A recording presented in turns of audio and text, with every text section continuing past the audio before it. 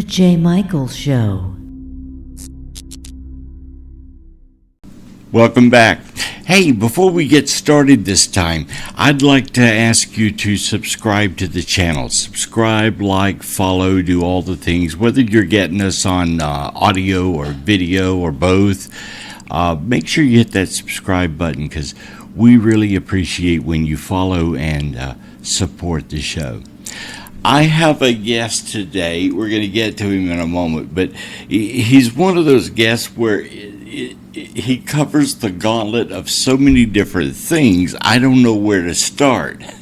But we're going to meet Don Roff, and I'm going to have him at first tell us all about him so you know who he is. But he is an author. He is a filmmaker. He is a screenwriter. You're going to love Don, and let's say hello to Don and take off from here. Don, how's it going? Hey, how you doing? Thanks for having me on the show. You're welcome. Hey, I don't know where to begin because you've done so many things, but let's start with, we'll start with author, but go ahead and just fill the audience in on all the things that you're known for. Absolutely. Well, I mean, I kind of have to start at the beginning. I kind of started out as a kid who grew up in a small town of Milton Freewater, Oregon, about 5,000 people, and not a lot to do. Huge movie buff. I saw Jaws at 8 years old. I begged my mom to take me to the Liberty Theater in downtown Walla Walla to see it, and I was completely traumatized, terrified, and also in love. I wanted to immediately remake that movie on my mom's Browning 8mm camera, which is actually right here.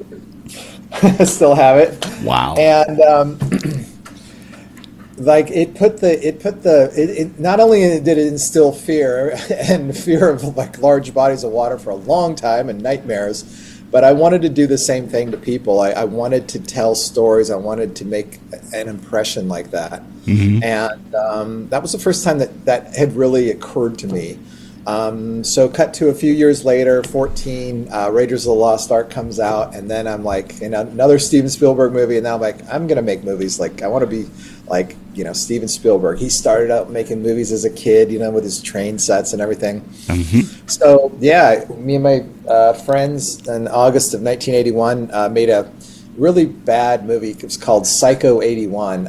We'd never seen the movie Psycho, so we thought Psycho was just like this kind of slasher movie, which were really popular at the time. So we kind of did our version of it, and it was just, we didn't know what we were doing. Like, the outside scenes were way overexposed, the inside scenes were way underexposed, but we had a great time. And then I just started, making little stop motion things with Star Wars figures and G.I. Joes, and the whole film bug was born. And then I started, shooting still, doing still photography just to learn exposure and things like that, 35 millimeter. Right. And then I was like this total cinema nerd who used to like ride the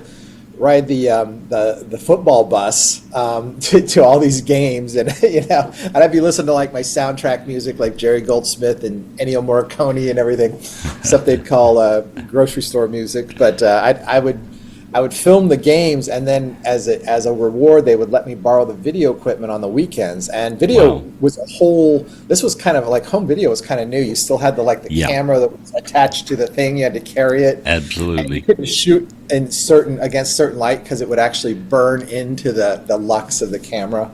So and video changed the game, because before we were having to process film and there was expense to that. Video was instantaneous.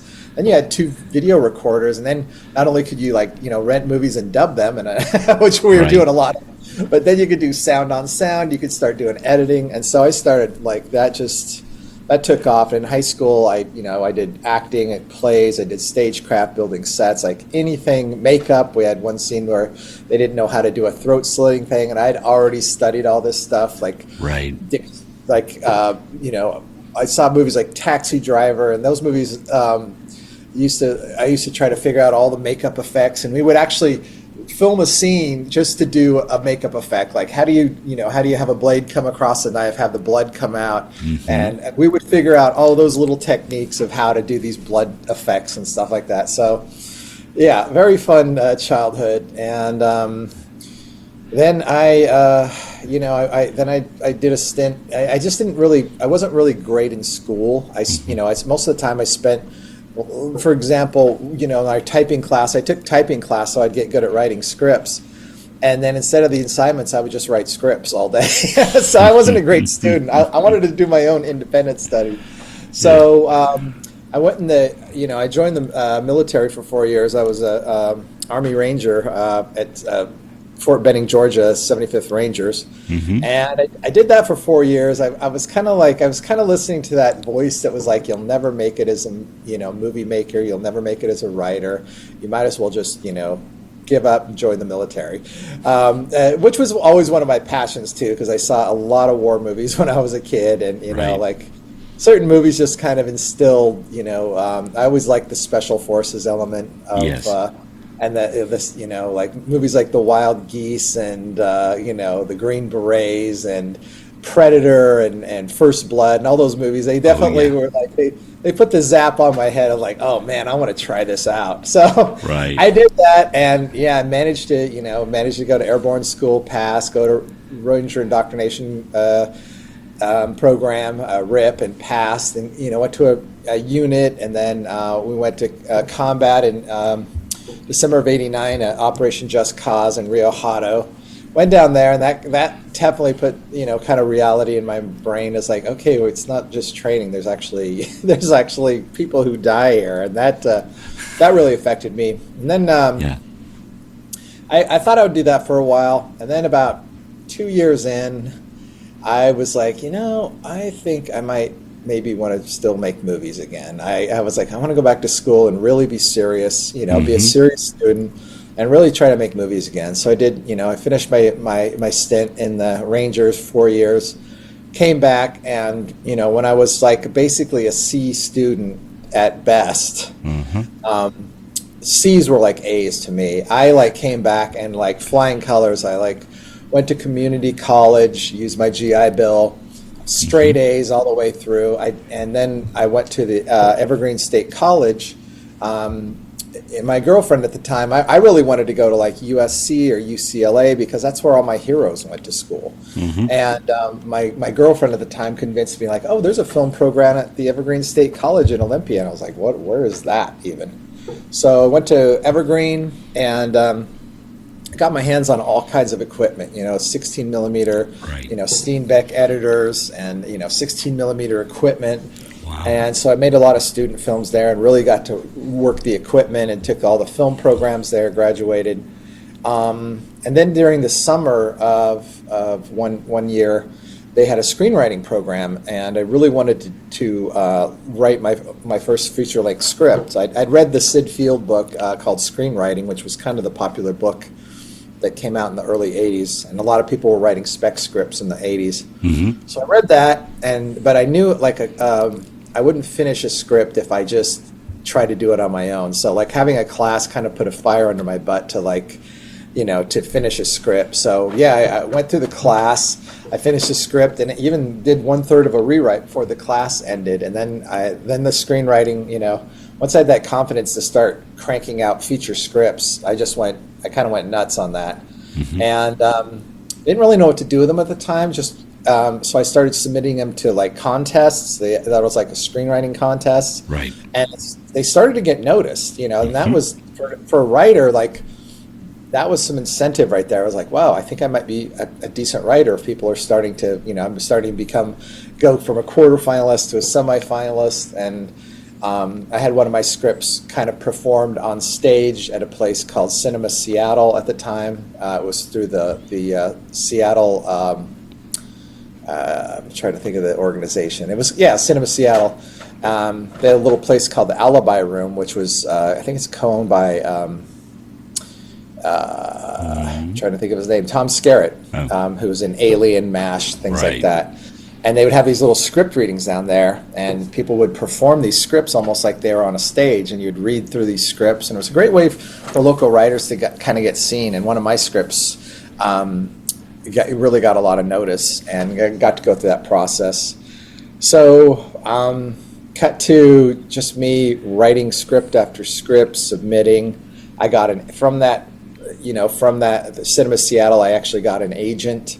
And she would submit scripts, and it was just one thing after another. It was like, oh, I'm sending this off to, Jodie Foster's company, and I'm sending this off to Penny Marshall's company, and I would get all excited and call my mom like, can you believe who's reading my script? And then, of course, nothing would come of that. Right. It was just like, so you get these way highs, and then the bottom would drop out, and right. I just kept going on and on with that, and I'm like, I'm tired of people just like ignoring my work. I was like, I think I'm just gonna start writing novels, because at least this way, I can, I can get the book out there, right. And there's even self-publishing now, and at the time I was actually working at a publisher, and I started writing. I was writing books for Scholastic. They needed. I was an editor. Like I did a lot of kids books for Scholastic, and they wanted to do an anthology series of scary stories. And the writer kind of fell through, and I was the editor on that. And I was like, why don't I just start writing those books? And I wrote a story, and they're like, wow, you've got amazing talent. So I started writing these books, and just because those were getting published every year around Halloween. Mm-hmm. That was like through Scholastic, book fairs, where kids bring their money, and Scholastic book clubs. Oh yeah. And that confidence really got me to kind of the next level. So then I started writing novels, and one of my scripts I wrote called Snowblind, which was about a group of Army Rangers who get snowbound in this lodge, and they start seeing things that aren't there, and they start kind of turning against each other. Wow. I wrote that as a script, and then I wrote that as a novel, mm-hmm. and it got a lot of interest, and it's now in its third production company. it went to a production one time, and we had a bunch of cast, attached to it, and then COVID happened and it went away, and then another company picked it up, and then they decided, we're not going to do scary movies, we're going to do romantic comedies. That went away, so now it's on my third production company mm-hmm. right now. And just to update you now, I wrote a series of books called Claire Bleecker, and the first one was Claire at 16. Ooh, nice. And here's I'm wearing the Claire at 17 shirt. And it's about a teenage serial killer. She's funny. She goes to Catholic school, and so these are kind of her confessions. Because I was like, why would a serial killer talk about her kills? And I was like, oh, this is confession.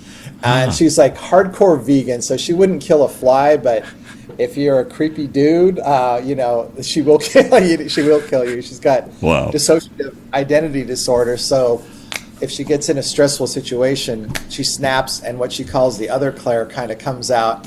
Then there's a dead body next to her when she comes out of that,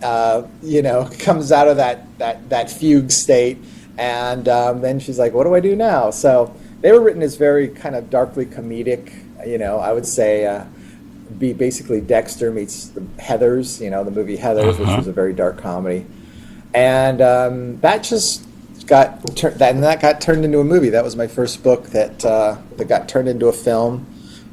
They filmed it in 2022. It was with Bella Thorne and Ryan Phillippe, Rebecca De Mornay, Frank Whaley, incidentally, who's going to be in my next film that I'm directing next year. Oh wow! And Frank's one of my favorites. He's in Pulp Fiction and Field of Dreams, and having this kind of all-star cast, and and the book is very loosely adapted from my book. I wish, honestly, they would have stuck a little bit more to it, because I've got a great premise in my book. But the movie does capture a side of Claire and a spirit of Claire. Mm-hmm. It's a lot more serious and gothic and very, very Catholic, where mine is a lot more kind of fun and dark humorous. But it's available. It's on Prime. It's on Apple, and I think it's going to be on Hulu next. So yeah, it came out and So, got to so watch when did you film this? When was it filmed? that. It was actually filmed in 2022 in Louisville, Kentucky. And then right after that, I learned just because a movie's filmed doesn't mean it's going to get released. The bottom, it was a company named Screen Media that was the distributor, and they were owned by Chicken Soup of the Soul for us, Chicken Soup from the Soul Entertainment, which I don't know if you remember those books, Chicken Yeah. Soup from the Soul. Yeah.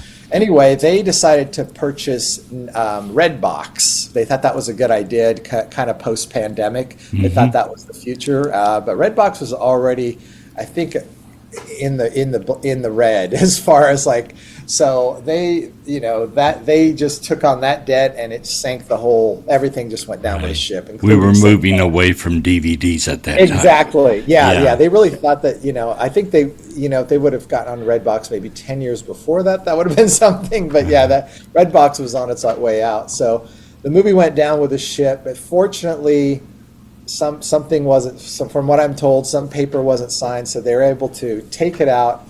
And I think it was for the better because the movie, they were trying to kind of rush it to release. And then this way we had, 3 years, really 2 years to like reshoot things, re-edit it. Bella Thorne brought in this amazing, she was great. She spent a lot of her own money to like reshoot the movie, recut it. And she brought in this great editor who did like American Horror Story and stuff like that. So it really turned into this movie that it was working okay, but editing is a whole nother process for a movie. It really the movie out.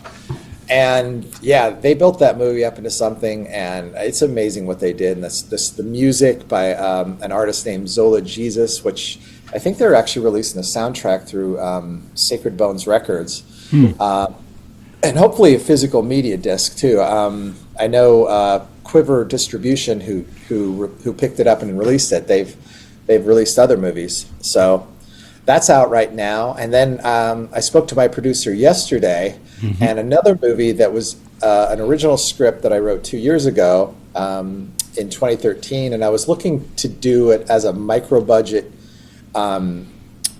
movie for Tubi. I eventually realized I didn't really know what I was doing with that, so I sold the script, and it just got shot. And it's got Michael Jai White as Oscar Shaw, and it's got Tyrese Gibson is in it, Isaiah Washington, a few other people, and it's kind of a throwback to, I would say it's kind of like Shaft meets Death Wish. It's it's kind of like basically Richard Roundtree. He's kind of like Richard Roundtree and Charles Bronson kind of mixed together. He's a very well dressed guy.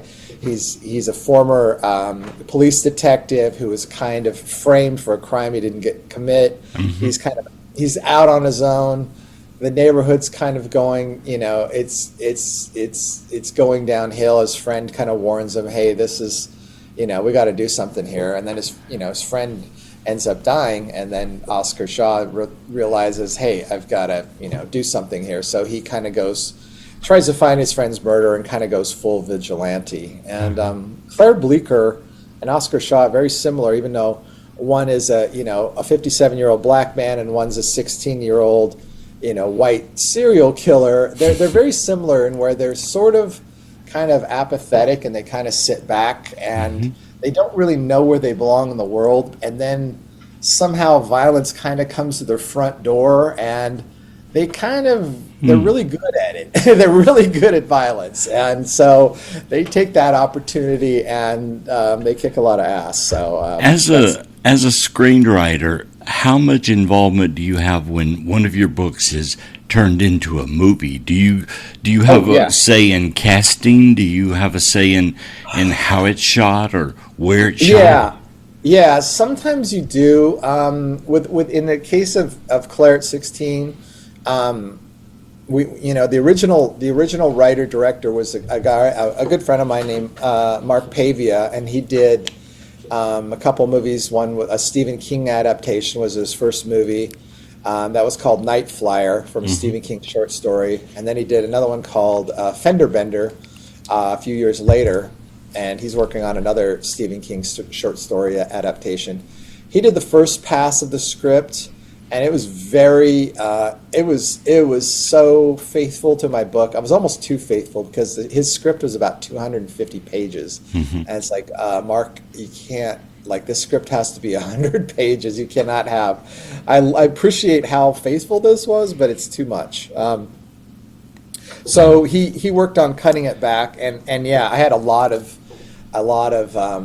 involvement in that. He would ask a lot of questions, like, Claire talks to this dead mailman named Bob, and everybody's like, what is Bob? Is he a ghost? Is he part of Claire's psyche? I'm like, yes. Like, I didn't really explain Bob in the book. I just kind of liked having him there because he's kind of Claire's devil's advocate in a way. And I think they kind of explained it in St. Clair. They kind of said that he's the last part of her conscience because he was her first victim, and he's always very comedic and everything. And so yeah, I used to get a lot of questions like, what is Bob? Why is Bob here? And it was great because it would call me onto the carpet like, well, why did I put that in there? So I did have a lot of involvement in the script. Then other writers came in. We had Guinevere Turner, who adapted Bret Easton Ellis's book American Psycho into the movie with Patrick Bateman, and of course Batman playing that guy. Can't think of his name right now. Christian Bale. Yeah. And so that was really cool. I was like, wow, this is amazing to have this level of writer on there. To be honest, I didn't care for her script as much. I felt lacking in a lot of ways. So then, and then we had Madeline Petch attached to play Claire, and she was in Riverdale, and she had a really short window because Riverdale, she films almost all year. She has a really short window, like in summer, and then it was like, she worked almost all year, so it was really hard to get her and then keep her. And then eventually, I think she kind of got other offers, and Claire wasn't really panning out at the time, so she took off. But the first actress we actually went out to was Bella Thorne, who turned it down, and then she was working with Cassian Elwes, one of the producers on St. Clair. Carrie Elwes' brother, Carrie Elwes from Princess Bride. And she was like, oh, Claire, I think I was offered that part. She's like, I would really like to do that. And she was like, I'd really like to work with this director, Mitzi Pironi, who did a movie called Braid, which is in Peacock, about three kind of girls who are in the house. And I noticed Mitzi had a really distinct visual style. And I was like, wow, this could be something. So, yeah, everything just kind of came together. Mitzi and Bella both had the same manager, Thor Bradwell, so it kind of came together very quickly. And then the cast kind of came in. We got Ryan Philippi, who kind of helped sell International. We got Rebecca De Mornay, who's always great, Hand Rocks the Cradle, Risky Business. Really nice lady. I got to meet her on the red carpet. Oh, what was she like? She was really nice. She was just very. It's funny because you see a lot of people on screen and they seem really big, and then you meet them and they're actually like, a lot shorter than you. But the screen always makes everybody bigger. But she was really kind, and yeah, she was very nice. So yeah, everybody in the movie has been great. Yeah. And it's great when everybody can kind of come together like that. So now your books, do you generally write teenagers into it? Is it usually youth? Is that a direction? I've done a lot, yeah. Well, of course, my first books that I started with were those, scholastic books. They're like called Scary Stories, and there's werewolf tales and vampire tales and dragon tales, and most of those were written for middle grade readers. And when I started writing those, I was like, what scares 10-year-olds? And then I started thinking, what scared me at 10 years old? And I was like, okay, well, obviously Jaws does. But I was thinking about all the things that scared me. Like, those things still kind of scare me a little bit. So I would just tap into that. So I wrote a lot of those books. So I really tried to get the young voice. And then when I wrote, came time to write Claire, my girlfriend, her daughter Paige, she was a teenager. She was in high school. She couldn't drive, so we used to have to give them a lot of rides around, and I would hear a lot of talk and about what what was going on in school. So all of that was kind of subconsciously. I was kind of subconsciously taking notes. So at the time when I came up with Claire, and one day that name just popped in my mind, Claire Bleecker, and I just started writing the book without any outline or anything. Wow. I'd read extensively on serial killers and female serial killers, but I once edited, a friend of mine made a serial killer board game once, and I wrote the cards for it. And that was a kind of a tough job, because if you go too deeply in that stuff, life seems really dark, and you're like, man, I just want to go hug puppies or something like that. Like, that stuff gets kind of dark. But so I had all this extensive serial killer experience. So I was like, I've never seen a character like this ever. So she just kind of came together. She's very, quick-witted and everything. She's sociopathic, so nothing bothers her. So she's always, quick with a wit. She's always got the Bella Thorne version is a lot more quiet and serious, where my Claire has always, got the quips. She's always got a smart line, always. Kind of a smart aleck. Yeah. Exactly. Yeah. I know, and I wish I was as cool as Claire, because I'm always the person, like, 3 days later after the argument, it's like, oh man, if I would have said that would have just like shut them down. But Claire, she's like, she would have already been there, So. Well, I was going to ask you. I have a thing called a conscience and an immortal coil. So yeah, it's. Yeah, I was going to ask you about your process, how you come up with these characters. You were touching on it just then. How you come up with the characters, and how do you sit down and say, okay, where's this going? Your process. Absolutely. In the case of Claire, I just started hearing this. It sounds crazy, but I started hearing this voice in my head, and this name Claire Bleecker just kind of popped into my head. Whenever I have a name, I always try to find a musical quality, and I thought Claire Bleecker kind of sounded good. Oscar Shaw, I'll typically do a one syllable against two syllables. Like Claire is like a bell, clang, and then Bleecker, and then Oscar. Oscar is a two syllables, like do, and then the Shaw is like the symbol. It's like the ch. So there's a musical quality to that. Once I can find the music of that name, my characters just kind of start speaking through themselves. My characters are typically really flawed people. A lot of times they, and I think in my own way, I'm trying to, my characters are typically kind of on the outside looking in and trying to kind of find their place in the world.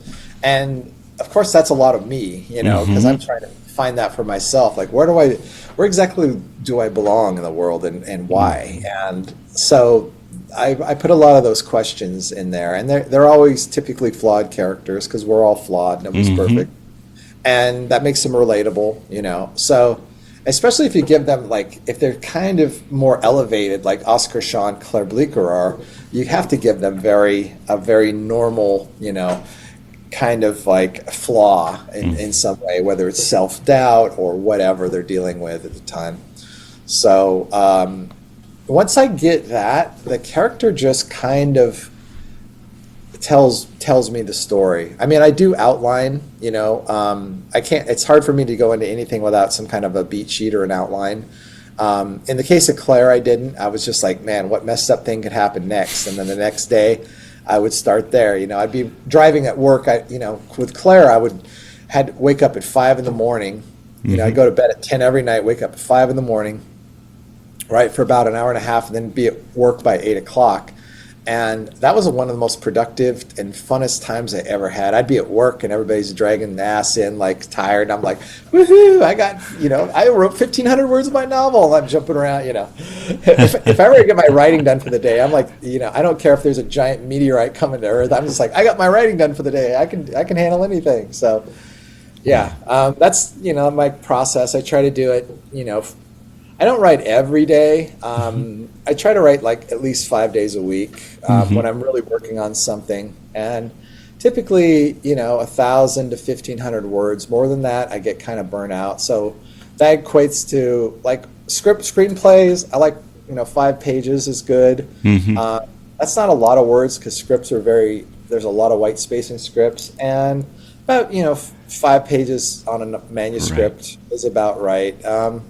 Something like that, around 1,500 words. Otherwise, I just get too burned out, and I really. And the next day, I learned this from a lot of writers. I always try to leave a space. I stop while the writing is good, because if you stop on a problem and you don't address that problem, the first thing you do is you open up your computer or you start writing again, and you're like, I have this problem, and then you'll sit there and and that's bad. So always quit while the writing is going well. Know exactly where you are in your scene, so you can just pick it up and go right into that scene, and you don't have those problems. And if do you ever have like publishers that are pushing you to, we need another book, we need you to hurry up and get done? Does that happen to you quite a bit? Oh yeah, absolutely. Yeah.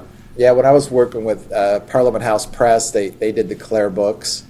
It was, they would only have, like the last Claire book, Claire at 18, and I'm currently writing the final one, called Claire in Present Danger, where Claire goes international. But Claire at 18 was like that.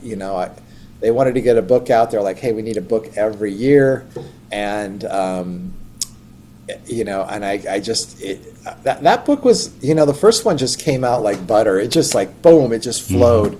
And that third book I really struggled. It was like pulling teeth to get that one written. Wow. And then it was just like, there was only like a month turnaround to completely go through and edit it, which is not enough time to really edit a book. You need about 2 or 3 months to really address everything. So that one got kind of rushed kind of quickly, and I didn't like that, but we had to make our deadline, And the company was they were kind of changing hands, so I think some stuff got kind of lost in the mix there. So, when you're working with a publisher, there's a definite deadline. There's no time to mess around. That's a hard date on whatever your target date is. So, you have to kind of drop everything and all hands on deck and get it done. So, wow. Do you thrive under pressure? Do you like the pressure? I do. I tend to be very. I'm pretty ADD, so I have to sometimes have a very short deadline in order, and sometimes it'll be like a day before, the night before, and I just cram and write it. Sometimes it's like an old steam engine. I just have to build up a big head of steam, and then I'm super just hyper focused, and I get it done. So, and I feel like I sometimes write my best stuff that way. Wow. Because it's very it's not too sort of self-effacing. It's pure writing, because I don't have time to think about it. I'm writing on instinct. And I think when you think about your writing too much, you sometimes tend to become too self-conscious. One of my favorite writers, Ray Bradbury, he wrote one of his books, Zen and the Art of Writing, which is just essays about his writing. He would always put up a placard on his computer or above his thing that said, "Don't think." And that's really the way to go into writing, is just like, be curious, go into it, don't have any expectation, don't think, just go by instinct, and you get most of your best stuff that way. Right. If you think about it too much, not only will you slow down, but you'll be way more self-conscious, and it'll probably be stuff you'll have to edit quite a bit later to make it work. Whereas you and I have something in common, and that is that when I was like 16 years old, I got an 8mm camera. A friend and I tried to make our movie. We were going to write this movie called Stalked, and we started filming, and then Star Wars came out in 1977, and we went to the theater to see that, and literally after it was over, we walked out. We didn't say a word to each other, and about 5 minutes later, we just sort of thought, Well, that's that. There was no way we could compete with what we had just seen on the screen. So Oh ultimately, man. I went into radio.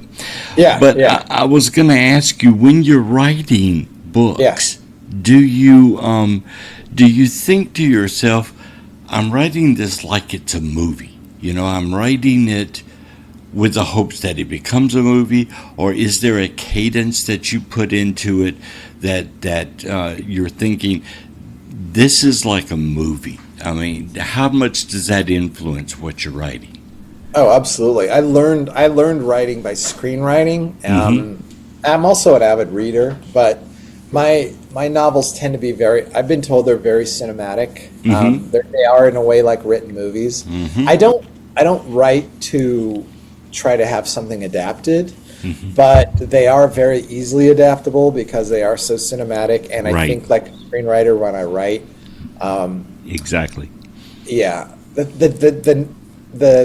difference between the two is in a screenplay, you kind of have to report everything that's said, that's seen and heard, and that's it. You Mm-hmm. can't. It's really hard to get into the interior life of the character, Mm-hmm. and that's where you get spoiled with a novel because then you can really get into the interior life of a character, and that's why Claire at 16 happened as a book rather than a screenplay because to me it wasn't what she did, it was why she did it, and her thought process was more interesting to me than any kind of movie. Mm-hmm. So that's why I chose to do the book version because I wanted to know more about her thought process.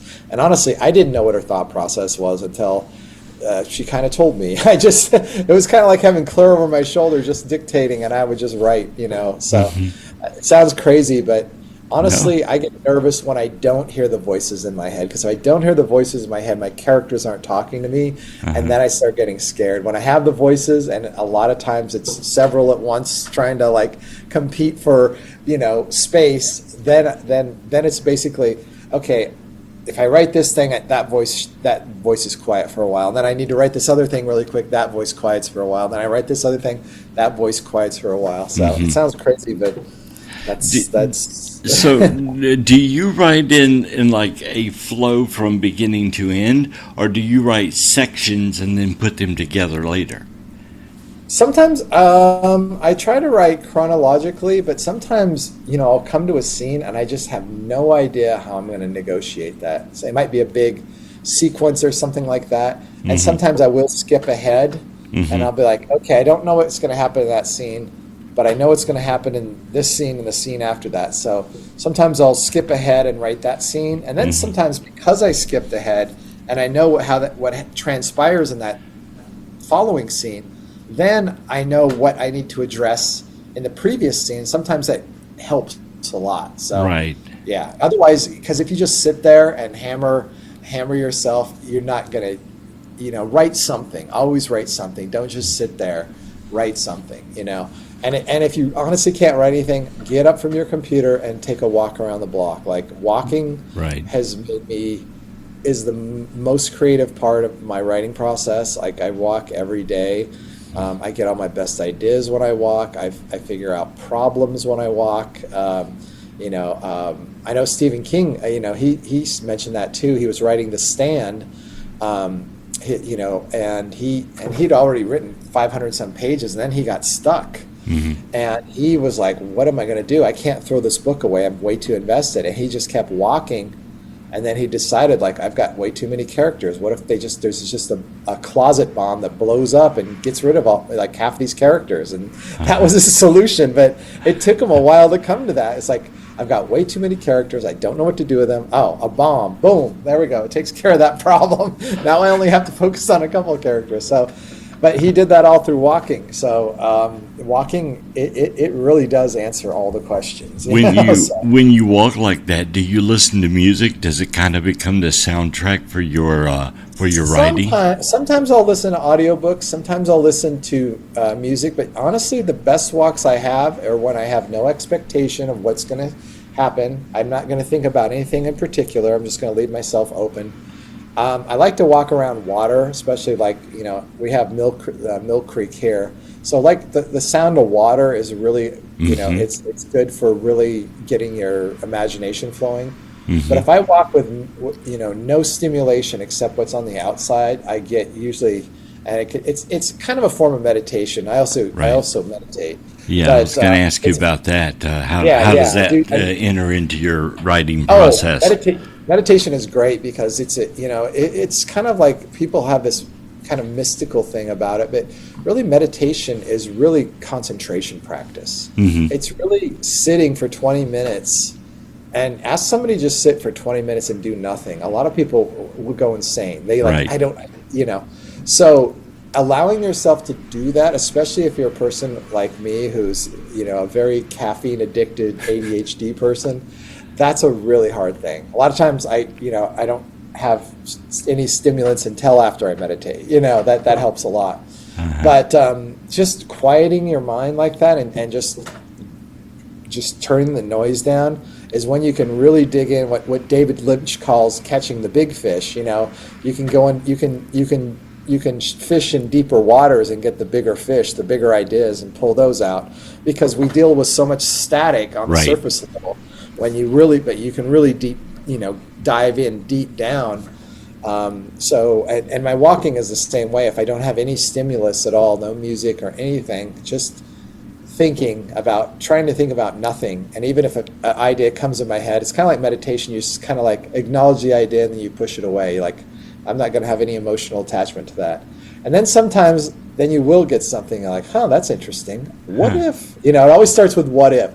What if this happened, but then this happened, and then I just start putting it together. And it's almost like a mind exercise. And I remember when I was a ranger, like some movements we would do like what was called the jump and hump. We would like jump at some place in 0 dark 30 from a C-130 into a drop zone, and then we would go 20 clicks through forests and swamps and everything.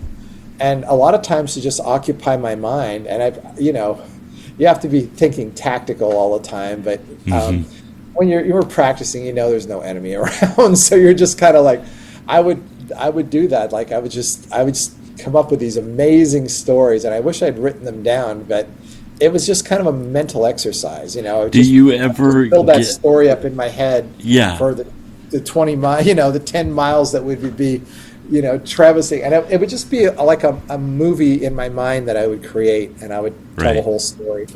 And so that's a kind of a practice I do a lot. Do you ever get like inundated where so many ideas are coming at you?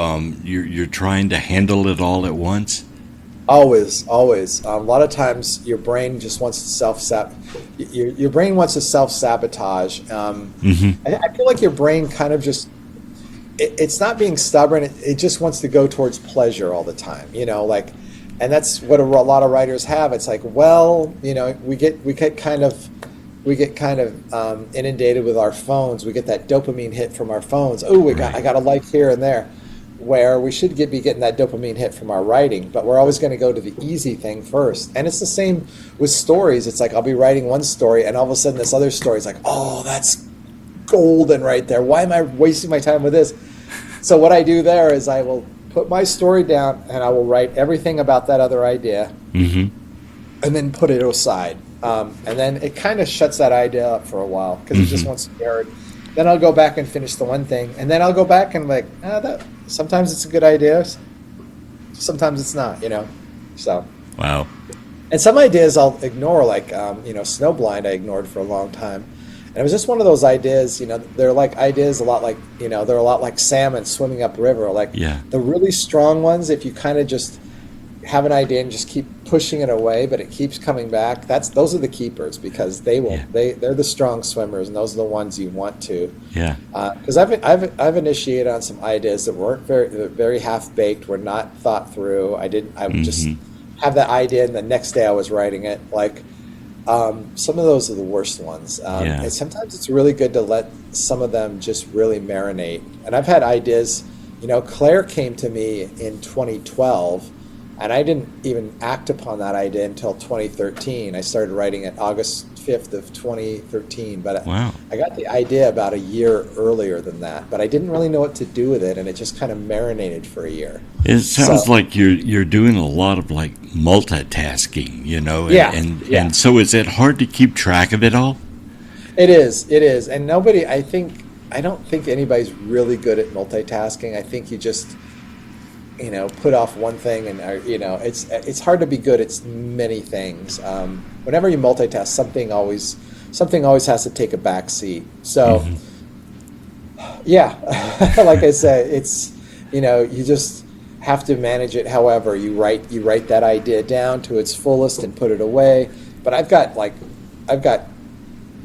sheafs. I mean, they're electronic files, but like ideas after ideas, short story ideas, movie ideas, and some of them I forget about. Sometimes I'll find one. I'm like, oh, that was kind of good, I mean, but I have so many ideas that I've forgotten. And Yeah. sometimes, and a lot of times, like I've written a lot of novels that will never see the light of day. I've written 50 scripts. Most of those will not see the light of day. I'll write the one draft, and it's like, all right, that was entertaining, but I don't think I'm going to continue with that one. It was just like, it was a fun exercise, but it's not that, it would take me too much work to really turn it into something. So sometimes it's just entertaining to write down and tell that story, Uh-huh. A lot of your newer writers, the minute they write something, it's like, we got to make this into, I have a writer who just approached me, and he wrote his first novel, and he like, I want this to be published by Warner Brother Books, and I want this to be, a movie, and I want this to be this and this, and this is like, dude, calm down, Yeah. like, I'm like, my first impression is like, you wrote a book, great, put it aside and go write another book. Mm-hmm. And then when you're done with that, go back to your first book and really read it and see if it's even any good, So, like, the worst thing you could do is put something out too early. You really, Right. So I would say, if you haven't read anything, write something, put it away, write something else, and start with something small. I mean, people are writing novels and screenplays. Write a short script, write a short story. Like, don't go for broke. I mean, and that's the way I work too. If I think of a novel and Claret 16 has like, I don't know, 151 chapters. A lot of them are very short. If I thought about 151 chapters, I would never write that book. It's just, Wow. you just do one chapter at a time, one scene at a time, one little bit at a time. Uh-huh. And in a script, the same way. It's like, if you only write one scene a day, that's fine. Because if you think of the whole thing, it's overwhelming. So just focus on that tiny little increments, at a time. Even if it's just a page a day, it's something. I mean, you write a page a day every day, you've got a novel, 365 pages, or 3.5 screenplays, so at 100 pages. So, yeah, I mean, Yeah. just tiny little things make a difference. Just do And it in sometimes pieces. I've had jobs where I could only write 15 minutes a day, and I wrote a paragraph, but it was like a really good paragraph, and I felt, good about that. So, Yeah. yeah, it's what you have, to work with. So what is Don Roff working on right now? Oh man. So, just before this, we were going through a budget meeting. I have a script called Sunny Cole, which I'm writing and directing. We're shooting it here in Walla Walla County next year. Oh, wow. Nice. So we're putting that together, and I've got some really good cast in that. It's a good story. It's Sunny Cole's a lot different than Oscar Shaw. He's a man who was in prison for 25 years. He gets out. It was for a murder, but it was kind of a defensive murder. He didn't purposely kill the guy, but did it to save a friend of his. And he gets out, and he's trying to kind of find his place, and he's got basically almost angels and demons trying to, not literal ones, but people who are trying to like help him or hurt him in some way. Right. And he's really trying to go the straight and narrow and kind of find his place. And Sonny's not a violent man. Like he did that one bit of violence, and he refuses to be violent. He's a lot more of kind of a Zen warrior in a way. He handles his problems a lot more philosophically and with intelligence. So he's a lot different character. And it's funny because I teach screenwriting at the Washington State Penitentiary, and a lot of people are really liking my script to Sonny Cole. Frank, my actor Frank Whaley just read it and said he absolutely just loved it. But one of my students said the same thing. He's like, I read Oscar Shawn, I read Sonny Cole, and I think I like Sonny Cole better. And I was like, oh, that's interesting. Because I really thought, Oscar Shawn is action, he's kicking ass. Mm-hmm. And Sonny Cole is it's a very understated movie. I call it an existential noir film, but it's a lot like a kind of a neo-Western. It's more philosophical, and it's a very slower paced movie with not a lot of action. Mm-hmm.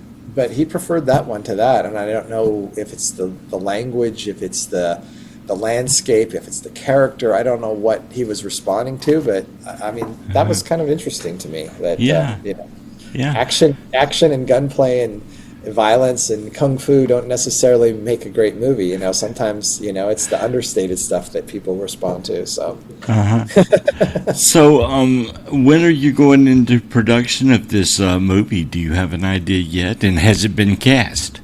Yeah, we've got a pretty good cast. We're still still putting out offers and things like that.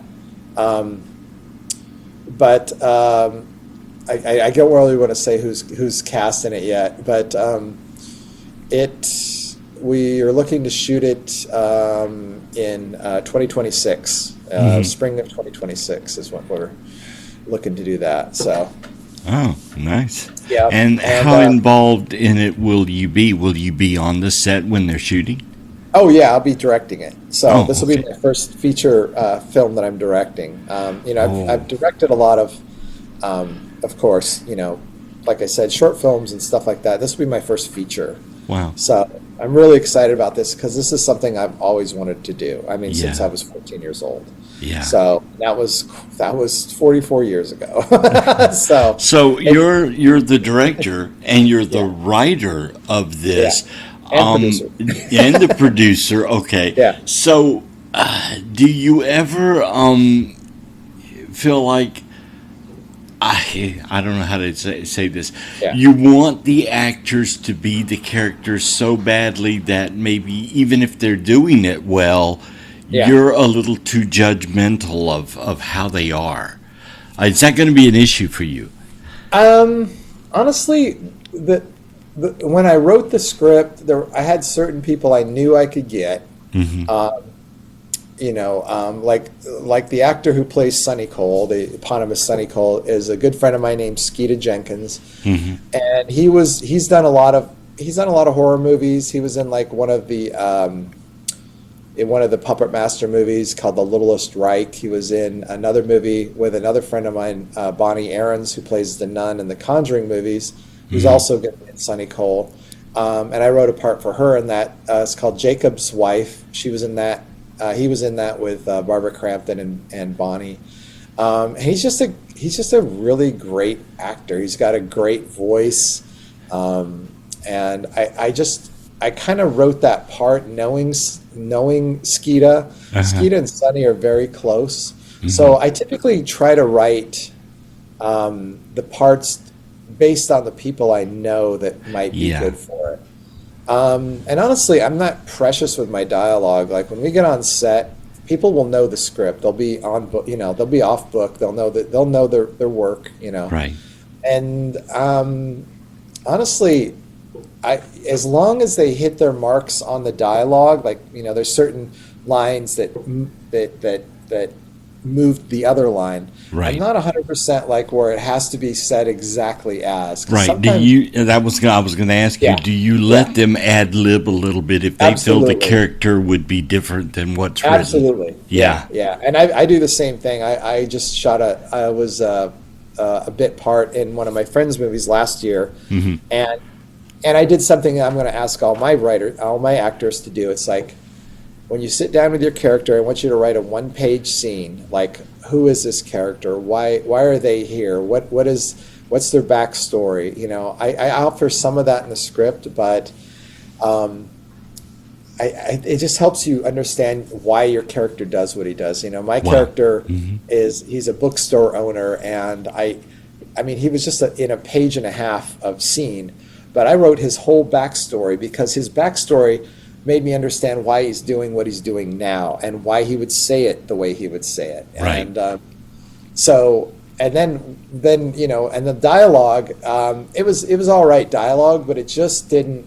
And the best way if as a writer, you really want to read your whole script out loud. Because you write the line in your head, but it doesn't mean a person can say it. So it's like you got to kind of trim syllables. It's almost like writing. Your dialogue should be a lot like when you write a song lyrics. Like you might have 8 syllables per line. Like you want to cut the syllables down so it just flows. Right. You want to have a musicality to it. Wow. And a lot of writers don't read their stuff out loud. So some of the dialogue I was kind of tripping over, and I was like, I didn't really say it this way. And people put in artificial expressions and things like from the bottom of my heart or something like that, like stuff people don't even say. People never say. So I did that, and well, I love that about you, that you put so much thought into, just breaking down the syllables of how they're going to say something. That is really amazing. Some people would just, they just write something, and the director is like, no, you got to say exactly what's on the page. And you're so open. You're so open with that, and you break it down to what it's going to be.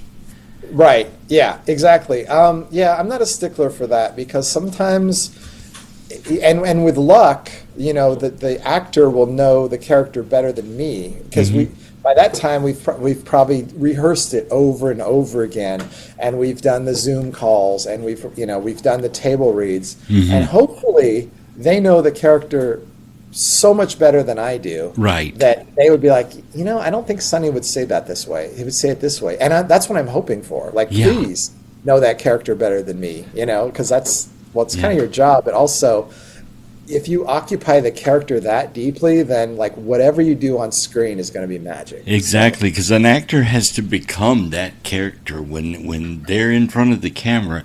They are that person. They stop being themselves. They start being that person. And that is to me just amazing how you allow that to happen.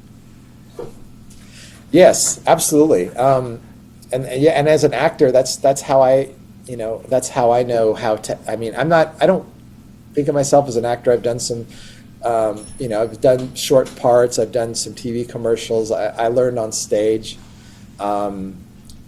And I was explaining it because we're getting ready to do a short film in the prison where my students, we came up with an outline, and they're each writing a part of the scene, and we're looking to do a short film, and a lot of them haven't acted before, and I'm like, look, it's like this. This is acting in a nutshell. Say you don't want to go to work, and you call in to your boss, and you have this elaborate story about why you can't come into work. The first thing you have to do is believe it. Right. Yourself. And it's like, if you believe this really happened, this whole story about how you lost a tire and an eagle came and picked up the tire and took off, like you have to believe, that's why you can't come into work. Like you have to believe it 100%. You have to see that happened. You have to sell it. You believe it fully. Like don't act. Whatever the worst thing an actor can do is act. Yes. Like just believe it. Like it really happened. I can see it right now. And you just explain that to your boss. And if you can sell your boss on that, then you are a successful actor right there. Because you use make believe and pretend, and you convince this other person of that. I was like, that's all acting is. It's just pretend. But you have to believe it before anything. You have to sell it to yourself before you can sell it to anybody else. Oh, right. You have to believe in your heart of hearts that that's what happened. You are, and in my set, it's it might be pretentious, but I'll probably be calling everybody Sonny or Dolores or their character names. I probably won't call them by their main names because it's just like, let's have fun with it. It's like kind of 12 hours a day of just doing make believe, except we're getting paid for it and we're making a movie at the end of the day. But we're basically just playing dress up and pretend. So yeah. Oh, Don, this has been such a fascinating interview, and I have enjoyed literally every word that's come out of your mouth because You are so on point with this. Where would someone be able to find your books, and where would they be able to find your movies? Oh yeah. Well, okay. So, like Saint Clair, you can find that. Like I said, it's on Prime and iTunes or Apple, and you can find it there. My books are available on Amazon, on Audible. My Claire books, unfortunately, were on Audible, but I'm in the middle of getting my rights back. So I had all my audiobooks. I only have two audiobooks on there right now. I think it's Snowblind and another one called Usher House Rising, which is a modern retelling of Edgar Allan Poe's Usher House, Follow the House of Usher, which is a 3-book series. I've only got the first one out right now. Those are on Audible. You can find them on Amazon, Barnes and Noble, pretty much anywhere. I mean, a lot of my books, especially the ones I wrote for like Scholastic, a lot of those are they're out of print, but you find those on eBay all the time. So I even go onto eBay and like I have my name on there. Like I wrote a book called Zombies: A Record of the Year of Infection. It was kind of my first really big book. It came out through Chronicle Books in the U.S. and Simon and Schuster UK for internationally. So I'm always looking for like $5. It's a remainder book now, so I'm always looking for $5 books of that, and then I'll take those and buy them for $5, and I take them down to my local bookstore and sign them, and then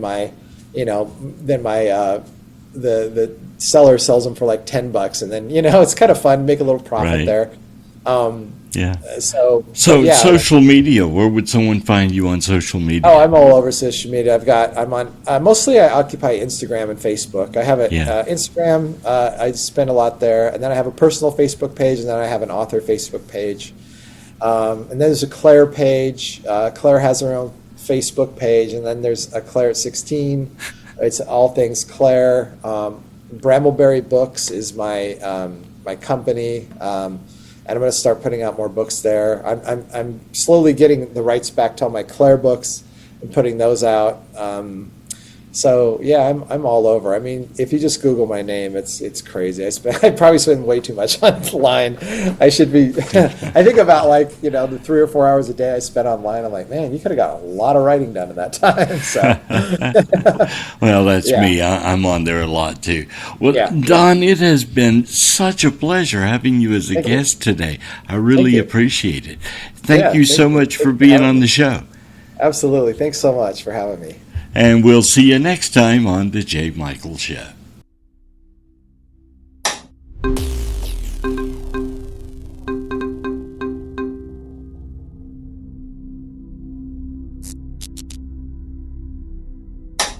Goodbye.